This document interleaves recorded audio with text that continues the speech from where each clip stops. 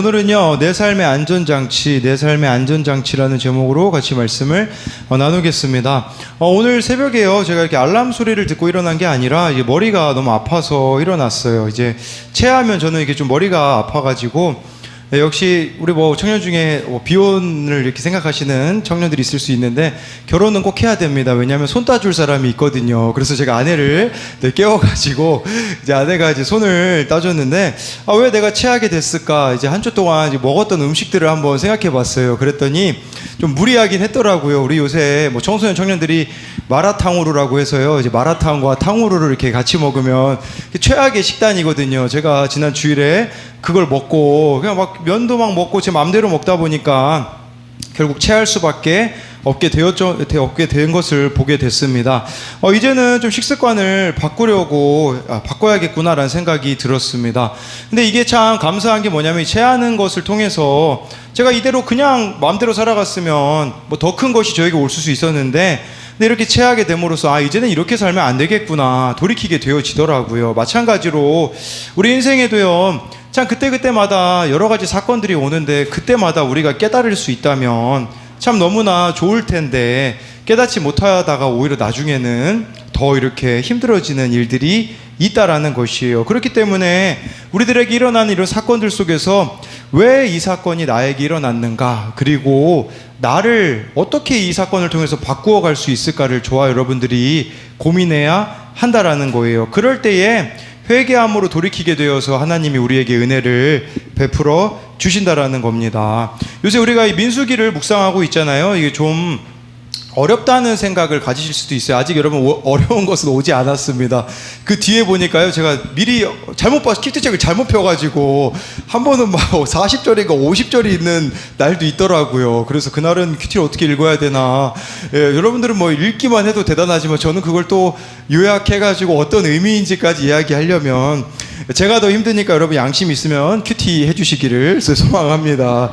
예전에요, 제가 이 민수기가 좀 저에게 은혜가 되는 것은 모세를 좀 보게 되는 것 같아요. 제가 이 선교단체 옛날에 있을 때 기질 테스트를 한 적이 있어요. 그리고 그 기질에 따라서 나랑 비슷한 성경 인물을 이렇게 가르쳐 주는데 저는 우울질로 이 모세가 그때 나왔던 게 기억이 납니다. 그러다 보니까 자꾸 모세랑 제 삶을 좀 비교하게 되어지더라고요. 모세가 그 이집트 사람 쳐 죽였을 때 혈기가 얼마나 충만합니까? 그 모습을 떠올릴 때 어렸을 때 집사님에게 고기를 집어 던진 모습이 떠오르기도 하고요. 그리고 좀 이런 생각도 해보게 됐어요. 모세가 그 40년 동안 목자로 살지 않습니까? 저랑 성향이 같다면 모세가 그 40년 동안 조금 편했을 거라는 생각이 좀 들기도 하더라고요. 왜 그러냐면 모세 같은 경우나 저 같은 경우에 조금 혼자 있는 거를 좋아하기 때문에, 물론 사람을 죽인 것은 고통이어서 힘들었겠지만 그래도 모세가 이렇게 혼자 있는 시간들은 좀 좋지 않았을까, 이런 생각을 좀 해보게 되었어요. 오늘 말씀을 통해서요, 내 마음대로 살아가지 않는 내 삶의 안전장치를 두는 것이 무엇인지 저와 여러분들이 살펴보았으면 좋겠습니다. 첫 번째로요, 내 삶의 안전장치를 두는 자는 말씀대로 순종하는 사람입니다. 우리 민수기 1장 1절을 같이 읽어보겠습니다. 시작.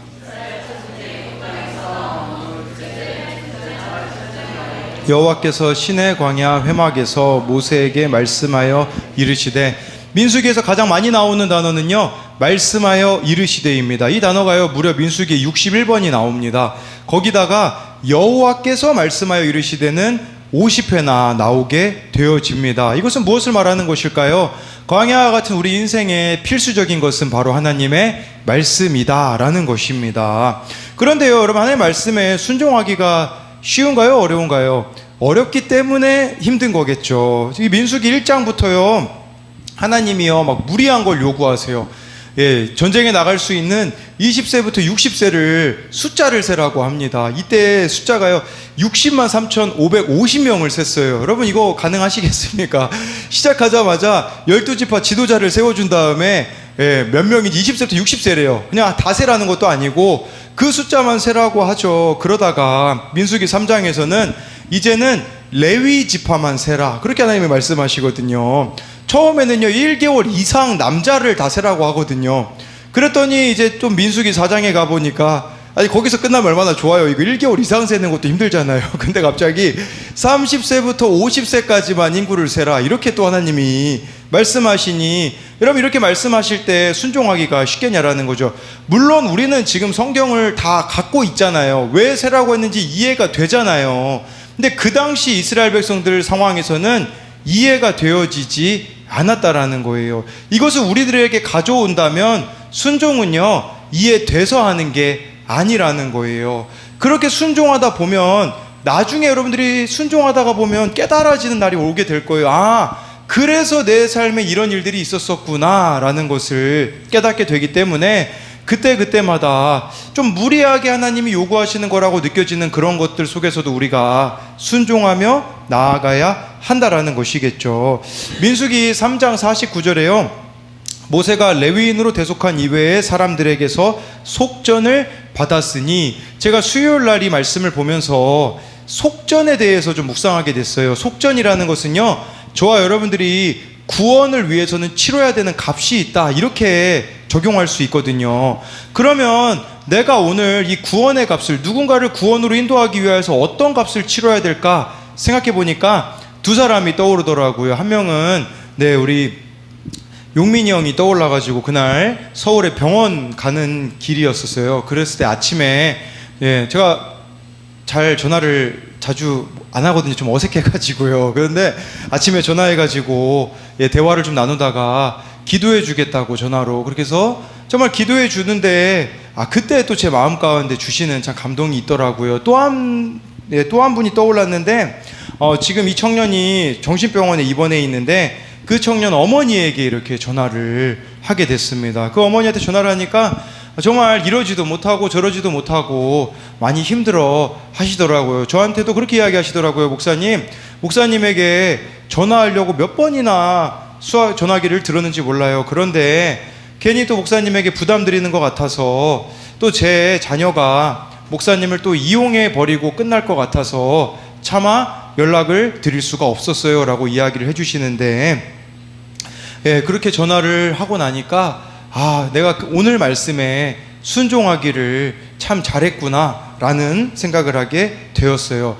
이처럼요 하나님 말씀에 그날 순종하는 것은요 여러분 우리 인생에 천국이 임하는 길이라는 것을 신뢰하셨으면 좋겠습니다. 또한 지금은 이해되지 않으나 나중에 여러분들의 인생을 돌아봤을 때 그때 순종하기를 참 잘했다라고 하셔야지 후회로 끝나지 않는 저와 여러분들이 되었으면 좋겠습니다. 그래서 이것에 대한 적용 질문은요, 오늘 내가 순종해야 하는 말씀은 무엇입니까? 이해가 안 되어도 이렇게까지 해야 하나 하는 생각이 들어도 순종함으로 적용해야 하는 일은 무엇입니까?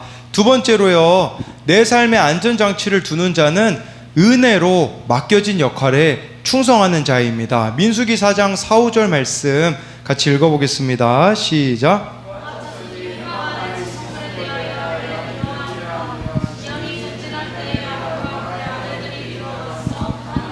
휘장을 걷어 증거궤를 덮고, 레위 지파는요 특별히 전쟁에 나가지 않아도 되었습니다. 왜냐하면 이들은 성막을 섬겨야 되기 때문에 전쟁에는 나가지 않도록 하나님이 배려해 주셨습니다.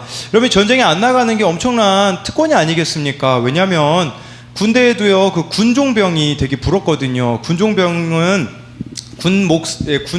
군인 목사님이나 군종병 같은 경우는 전쟁이 나면요 맨 앞에 가서 싸우지 않아요. 뒤에 와 있다가 병사들이 죽거나 하면 가가지고 이렇게 그렇게 하기 때문에 사실 직접적으로 전쟁에 나가지는 않습니다. 그러니까 지금 이 레위 지파가 전쟁에 안 나가는 것은 얼마나 큰 특권을 받았는지 알아야 한다라는 것이겠죠. 레위 지파가요 세 지파로 구성이 되어져 있었어요. 고앗 자손, 게르손 자손, 무라리 자손이었습니다. 이 세 자손이 성막의 일을 담당했는데요. 게르손하고 무라리 자손은 육체 노동으로 담당해야 되는 일이 많았습니다. 물론 고앗 자손도 날라야 되는 것이 있었지만 사실 고앗 자손이 제일 위험하고 중요한 일을 맡았습니다. 그것은 무엇이냐면 성막 안에 있는 그 기구들을 드는 것이었었습니다. 그러니까 대제사장이나 제사장이 먼저 성막에 들어가서 쉽게 말하면 포장을 하는 거예요. 포장을 하고 나면 그것을 고아 자손들이 날라야 됐거든요. 그런데요, 잘못하면 죽을 수 있었습니다. 민수기 4장 20절을 세번역 성경으로 가지고 왔거든요. 같이 읽어보겠습니다. 시작.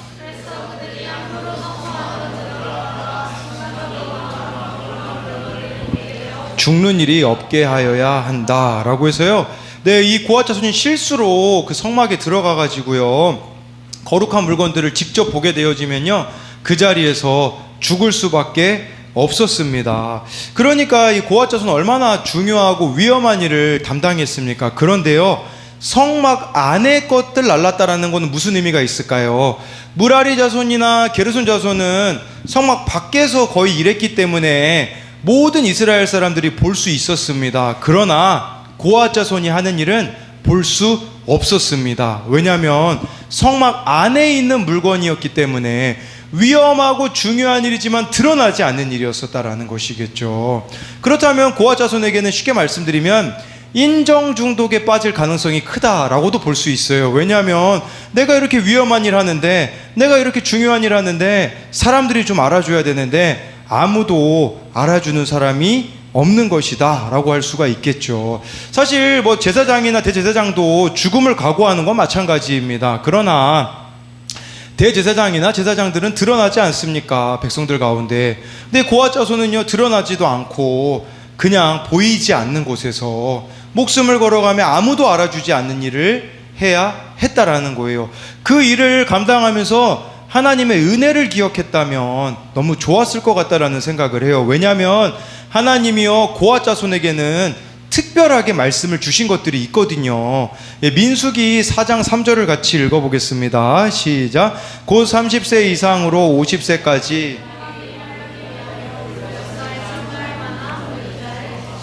여기서 그 역사에 참가할 모든 자를 계수하라는 이 말씀이 고아 자손에게만 있었어요. 여러분들 잘 보시면요, 무라리 자손이나 게르손 자손에는요 그 역사에 참가할 모든 자라고는 기록하지 않았어요. 그러니까 고아 자손을 하나님께서 특별히 또 은혜 가운데 대하고 계시는 것이죠. 그리고요, 민수기 4장 18절에는요 너희는 고아 족속의 지파를 레위 중에서 끊어지게 하지 말지니, 이런 의미예요. 고아 자손은 절대로 없어져서는 안 되기 때문에 이들을 잘 관리해야 된다라고 하나님이 모세에게 말씀하셨다라는 것이죠. 그러니까 얼마나 하나님이 이들을 특별 대우하고 계십니까? 이 하나님의 특별한 은혜를 안다면 고아 자손이 누가 알아주든 알아주지 않든 충성을 다해 맡겨진 일들을 감당해야 한다라는 것이겠죠. 우리도 마찬가지지 않겠습니까? 교회 안에서요 드러나지 않는 일들이 있어요. 드러나지 않는 일 할 때 우리 어떻습니까? 주로 어떻게든 막 드러내고 싶잖아요. 그렇죠? 그래가지고 괜히 막 이야기 꺼내고, 제가 막 오랜만에, 평소에는 잘 그렇지 않는데 오랜만에 제 아내에게 그 아이패드 케이스를 사줬거든요. 이제 적용으로. 괜히 막 이게 아내한테 드러내고 싶은 거예요. 케이스 좋지? 케이스 어때? 계속 물어보는 거예요. 그러니까 그냥 이거 입 닫고 있으면 얼마나 좋아요. 근데 케이스 좀 가볍지 막 하면서 자꾸 이렇게 생색내는 제 모습을 보게 되어지더라고요. 하나님의 일도 그러지 않은가 한번 생각해 봤으면 좋겠어요. 자꾸 막 보이지 않는 곳에서 일을 해놓고서는 나 이것도 했다 저것도 했다 나 좀 알아줘 막 이렇게 이야기한다면 무슨 의미가 있겠냐라는 것이겠죠. 중요한 것은요, 여러분, 이 고아 자손이 맡은 일은 위험하기도 한 일이고 참 목숨을 건 일이기도 한데, 그때 저와 여러분들이 하나님의 은혜를 붙잡을 수 있겠느냐라는 거예요. 우리에게 정말 목숨의 위기가 찾아올 때에, 위험한 일들이 나에게 닥칠 때, 그때 저와 여러분들은 하나님의 은혜를 붙잡고 있느냐라는 것입니다. 선한 목자교회에 부임하신 김다휘 목사님의 설교에 나온 이야기예요. 작년 말에 교회 권사님에게 특별한 일이 있으셨다고 해요. 이분이 작년 12월에 주님 품에 안기셨는데 10년 전에 요도암 진단을 받으셨다고 해요. 생각지도 못한 일을 당하신 것이죠. 이분이 믿음으로 하나님 앞에 기도를 드려요. 하나님, 저에게 10년의 생명을 연장시켜 주십시오. 그래서 진짜 하나님이 생명을 10년 동안 연장시켜 주셨거든요. 이분이 어떻게 살아가시냐면요, 매일 전도지를 수백 장을 들고 나가서 복음을 전하고 그 다음에 복음을 증거하고 나서야 치료를 받으러 가셨다고 합니다. 암이라는 죽음의 위기 앞에서 인생에서 중요한 게 무엇인가를 생각해 보게 되었고, 죄사함을 받고 예수님과 동행하는 삶이 너무 복되다라는 것을 깨닫고, 이 예수님과 동행하는 삶을 모르는 자들에게 복음을 전해야겠다고 나가서 복음을 전하신 것이죠.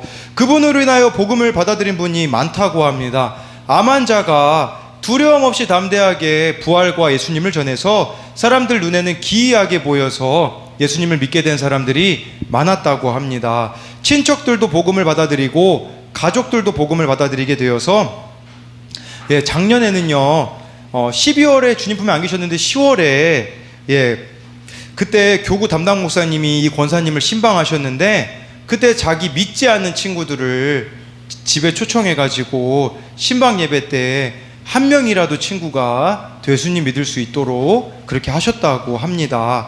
권사님에게는 많은 가족이 있는데요, 큰언니, 둘째 언니가 교회에 나오게 되었고, 둘째 오빠도 예수님을 알게 되어 신앙생활을 시작하게 되었고, 시누이 되시는 분도 교회에 오시게 되었고, 시아버지와 시어머니도 교회에 등록하셨다고 합니다.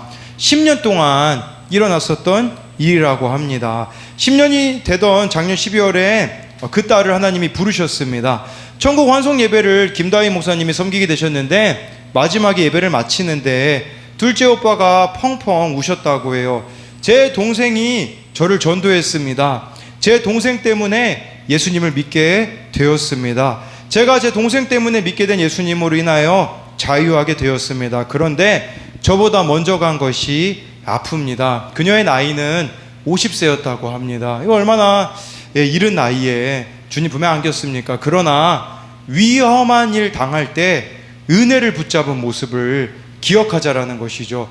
고아 자손이 위험하고 중요한 일이기 때문에 더 하나님의 은혜를 붙잡았다면 얼마나 그의 삶이 풍성했겠습니까? 그런데요, 제가 이렇게 말씀드리는 이유는요, 고아 자손은요 은혜를 붙잡지 않았습니다. 민수기 16장에요 반역을 일으킵니다. 민수기 16장 1, 2절 말씀 같이 보도록 하겠습니다. 시작. 고아세 손자 이스알의 아들 아비람과 벨렛의 아들이 을 짓고 이스라엘 자손 총회에서 택함을 받은 자 곧 회중 가운데에서 이름 있는 지휘관 250명과 함께 일어나서 모세를 거스르니라. 여기 나와 있잖아요. 고아 레위의 증손 고아세 손자 이스알의 아들 고라가 반역을 일으킵니다. 왜 이들이 반역을 일으켰을까요? 반역을 일으킨 것에 대해서는 9절 10절에 보면 나와 있습니다. 같이 읽어보겠습니다. 이스라엘의 하나님이 이스라엘 회중에서 너희를 구별하여 자기에게 가까이 하게 하사 여호와의 성막에서 봉사하게 하시며 회중 앞에 서서 그들을 대신하여 섬기게 하심이 너희에게 작은 일이겠느냐? 하나님이 너와 내 모든 형제 레위 자손으로 너와 함께 가까이 오게 하셨거늘 너희가 오히려 제사장의 직분을 구하느냐? 근데 이것은 무슨 말이냐면요, 야, 우리도 뭐 제사장 일 우리도 하는데, 뭐 제사장들이 하는 일 뭐 우리도 같이 하는데 우리도 그냥 제사장으로 삼아 주세요, 이렇게 반역을 일으킨 거예요. 제사장들은 저렇게 드러나잖아요. 우리도 좀 드러나게 해주시고 이 맡겨진 일들 좀 티 날 수 있게 해주세요, 이런 식으로 반역을 일으켰을 때 결국은 땅이 입을 벌려 이 모두가 다 죽임을 당하게 되는 사건이 민수기 16장에 보면 나와 있습니다. 왜 그랬을까요? 하나님의 은혜를 잃어버렸기 때문이에요. 우리도 이런 모습이 있지 않은가 봐야 돼요. 자꾸 다른 인생이 부럽지 않습니까? 고아시 지금 제사장들 부러워한 거거든요. 우리도 자꾸 다른 인생 부러워해서 내게 없는 거 가지고 있는 인생 부러워해가지고 거기에 얼마나 많은 비교의식과 열등감으로 우리의 시간과 삶을 낭비하고 있습니까? 그게 아니라 내가 부족하면 다른 사람을 부러워라고 하나님이 부족함을 주신 게 아니라 은혜를 구하라고 하나님 앞에 엎드리라고 주신 것인데, 자꾸 우리가 다른 데서 찾고 있으니 더 힘들어지는 것만 아니겠습니까? 또한 감사하지 못하고 있는 것이 나에게는 무엇이 있으며 내게 하나님이 베풀어 주신 은혜를 잊어버렸기에 이런 반응이 나오는 것이 아니겠습니까? 그래서 이것에 대한 적용 질문으로는요, 나에게 맡겨주신 가정과 교회에서 역할에 감사함으로 충성되이 감당하고 있습니까? 힘든 일이 있을 때에 하나님의 은혜를 기억하는 말씀과 기도와 예배의 자리로 나아갑니까? 아니면 내 생각에 갇혀 원망과 불평하고 있습니까? 네, 저도요, 참 그렇더라고요. 참 이렇게 힘들 때 즈음마다 하나님께서는 저에게도 은혜를 베풀어 주셔서 하루하루를 살아가게 해주세요. 오늘도 여기 1층에서 잠시 설교 준비를 하고 있는데, 예, 우리 어느 아이한테 이렇게 전화가 왔어요.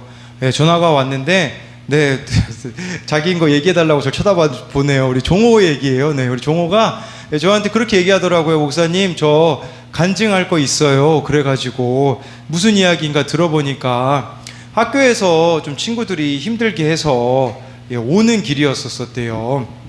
이렇게 집을 일찍 오는 길이었었는데, 그 오는 길에 어느 아저씨가 뭐 철근을 이렇게 혼자 나르고 계시는데 너무 힘들어 보여가지고 그 아저씨 끝까지 철근 날라드리고 왔다고 저한테 그렇게 이야기를 하더라고요. 뭐 이대로만 크면 제가 봤을 땐 가능성이 있지만, 네, 청소년기를 잘 지내기를 축복합니다.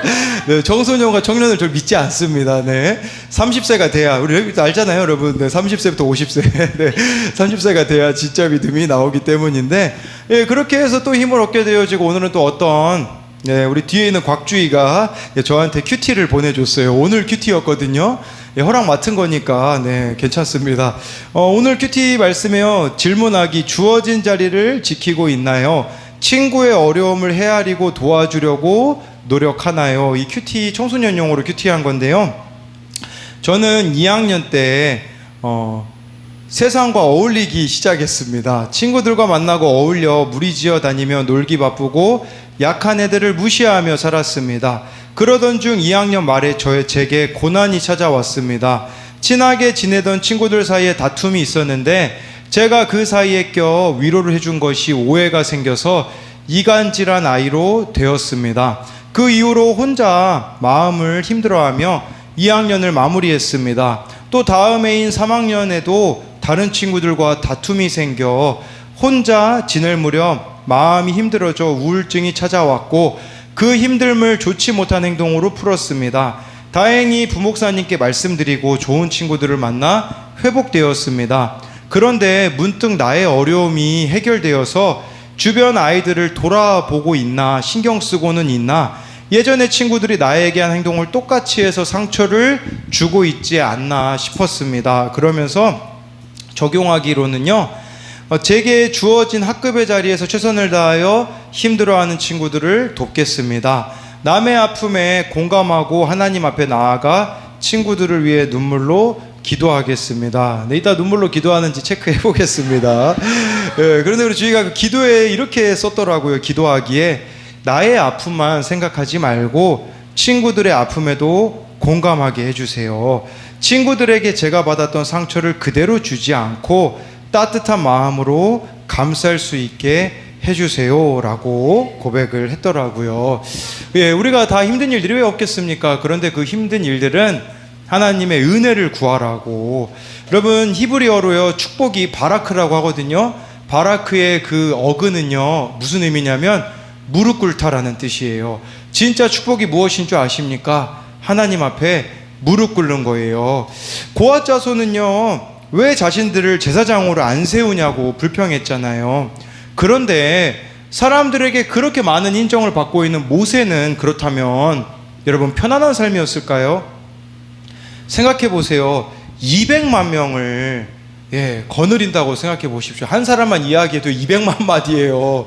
저는 우리 교회도 힘들거든요. 여러분 그렇게 우리가 100명이 안 되시는 분이 계시는데도 힘든데 200만 명이라면 제가 봤을 때는 제가 이제 정신병원에 좀 들어가서 있지 않을까, 이제 그런 생각이 드는 거죠. 정말 모세 힘들지 않았을까, 이런 생각이 드는 거예요. 그리고요, 여러분, 왜 모세를 그럼 하나님은 리더로 삼으셨을까요? 여러분, 우리가 죄에 넘어진 영역은 평생 따라다니거든요. 평생 그 죄와 싸우며 살아가야 되거든요. 많은 사람들이 한 방에 죄에 대해 끊어진 거라고 생각하는데 물론 성령 충만하면요 끊어진 것 같아 보여요. 그런데 성령 충만하지 못할 때는 다시 옛 모습이 나타납니다. 그래서 우리 예전에 구역 모임에서 술을 끊으신 어느 집사님이 성찬식 때 그 포도주 잔이 좀 컸으면 좋겠다 이렇게 이야기를 하셨어요. 유일하게 합법적으로 포도주를 마실 수 있는 그 시간인데 너무 작다고 이제 이렇게 이야기를 하셨는데, 근데 성공회에서는요, 제가 성공회로 기억이 나요. 남은 포도주를 사제가 다 마신대요. 우리로 말하면 왜 오하고 부러워하죠. 목사님 되려고 하는 거 아니죠. 그런데 그래서 막 그걸 다 마셔가지고 막 예전에 제가 아시는 분이 뭐 성공회랑 같이 이렇게 예배 드렸다가 그거 다 마셔가지고 이렇게 뻗으신 분 이야기를 들어본 적이 있어요. 죄의 유혹은요 생각이 납니다. 모세를 하나님이 리더로 세우신 것은요 대단해서가 아니에요. 그가 뭐 이집트의 왕자로 교육받아서가 아니라 왜 이 살인죄를 저지른 모세를 하나님께서는 리더로 부르셨을까요? 너 평생 끊어야 될 게 있어 모세야. 그것은 너의 그 혈기, 너의 그 분노야. 너 혈기와 분노로 사람 죽였잖니. 평생에 너의 삶에 혈기와 분노가 일어날 일이 있는데 그때마다 너 나를 의지할 수 있겠니? 이걸로 부르셨다라는 사실입니다. 물론 모세가 실수하긴 해요. 가끔씩 반석을 명하라고 했는데 화가 나가지고 반석을 쳐서 가나안 땅에 못 들어가잖아요. 그리고요 한번 생각해 보세요. 고라 자손이, 이 고아 자손의 그 고라가 반역을 일으켰을 때 모세의 마음이 얼마나 힘들었겠습니까? 이 고아 자손은 그나마 이거 힘들어도 뭐 적당히 힘들 수 있겠으나 진짜 힘든 일이 있는데요. 민수기 12장에 보면요, 이 모세의 가족이라고 할 수 있는 아론과 미리암이 또 반역을 일으켜요. 뭐라고 이야기하냐면요, 똑같아요. 고아 자손하고요. 야, 하나님이 너랑만 이야기하냐? 우리랑도 하나님이 이야기한다. 이렇게 이야기를 하거든요. 여러분 그런 이야기 들으면 힘들겠죠. 근데 모세가 어떻게 반응하냐면 그 1, 2절, 민수기 12장 1, 2절이 그 내용이에요. 이 아론과 그렇게 미리암이 반역을 일으켰을 때 모세의 반응이 민수기 12장 3절에 나와 있어요. 같이 읽어보겠습니다. 시작. 이 사람 모세는 온유함이 지면의 모든 사람보다 더하더라. 이렇게 반응해요. 온유함이라는 것은요 주인에게만 반응하는 짐승이라는 뜻이거든요. 이 상황에요 모세가요 혈기랑 분노 왜 안 났겠습니까? 그런데 선택하는 거예요. 뭘 선택하는 거냐? 나는 하나님께만 반응하겠다. 우리 인생에 죄의 유혹도 올 수 있고요, 여러 가지 시험들이 올 수 있어요. 그때마다 저와 여러분들이 선택해야 되는 것은 나는 하나님께만 반응하겠다라는 믿음의 고백을 드리셔야 한다라는 것입니다. 이런 관점으로 제 삶을 비춰보니 하나님께서 저를 목사로 세우신 이유를 알겠더라고요. 제가 20살에 목사로 부르심을 받았으니 뭔가 특별해서 부르신 줄 알았거든요. 근데 제가 이제야 깨닫는 것은요, 얼마나 혈기 많은 자인지 아시기 때문에, 얼마나 제가 이기적인 자인지 아시기 때문에 목사로 부르시지 않으면 저는 더 이기적으로 살았을 것이고 더 많은 혈기와 분노로 인생을 낭비하였을 것이에요. 그렇기 때문에 목사로 세우셔서 하나님 앞에 엎드리게 하시는 거죠. 어제는 문득 그런 생각이 들더라고요. 나는 얼마나 다른 사람의 구원에 관심이 있을까? 우리 어느 청년은 어제 큐티 나눔에 정말 외삼촌의 그 구원을 위하여서 그렇게 절절하게 쓴 내용을 봤는데, 나는 이 청년만큼이나 나의 가족과 주변 사람들의 구원에 관심이 있는가 생각해 보니까요, 관심이 없더라고요. 너무 구원에 관심이 없으니까 저를 목사로 부르셔서 너 제발 구원에 좀 관심을 가지고 살아라라고 하신 것이라는 생각이 들더라고요.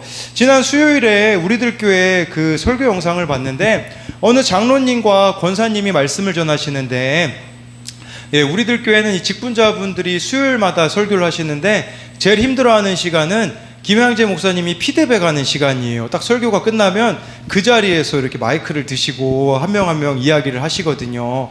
근데 어느 장로님이 이혼하셨다가 재혼하신 이야기를 했는데 그 장로님에 대해서 피드백을 해야 되는데 김양재 목사님이요 갑자기 이런 질문을 하세요. 어느 목사님이 우리들 교회 지금 2년째인가 다니고 계시대요.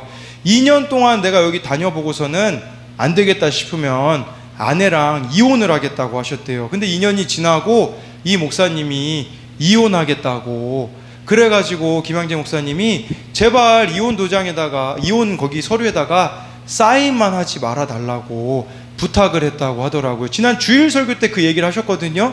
수요일 날 또 그 얘기를 하시는 거예요. 그러면서 그 장로님에게 이렇게 이야기하시더라고요. 장로님, 이혼하면 얼마나 힘든지 좀 이야기해 주세요. 저는 경험해보지 않아서 이 목사님이 말을 안 들어요. 그러니까 경험한 장로님이 이야기해 주세요라고 하면서 계속 그 목사님 이야기를 하시더라고요.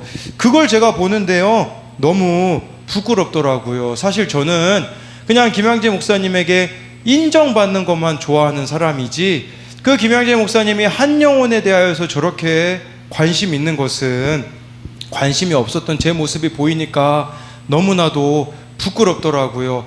교인이 10,000명이 넘는데도 저렇게 한 영혼을 붙잡는데 나는 뭐라고 이렇게 영혼 구원에 관심이 없는가가 깨달아지니까 그냥 하나님 앞에 회개하게 되더라고요. 하나님, 정말 오늘 또 회개합니다. 제가 너무 구원에 관심이 없는 자입니다라고 하나님 앞에 그렇게 애통함으로 나아가게 되어지더라고요.